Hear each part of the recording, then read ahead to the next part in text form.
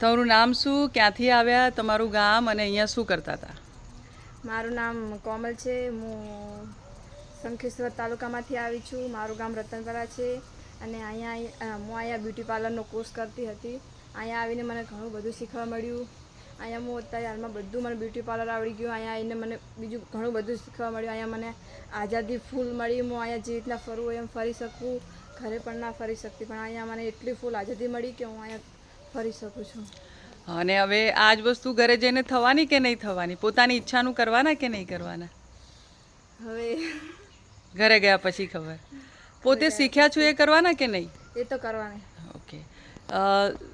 આયોજન શું કર્યું છે કે ભાઈ આવતા 1 વર્ષમાં કોમલ ક્યાં હશે, શું કરતી હશે? મારે ઘરે જઈને પણ બ્યુટી પાર્લર ખોલવાનું છે, પણ જ્યારે મારી જોડે હાથમાં રકમ હશે. ઓકે, પણ નાના પાયે તો શરૂ કરશો ને કે કોઈ 2-3 લોકો કસ્ટમર રોજે રોજ આવતા હા, હોય? એ ઘરે ખોલી શકેલા પછી ઓકે. પણ ખોલીશ. ડીએસકેમાં આવવાથી ખુશ છો? હા. ઓકે.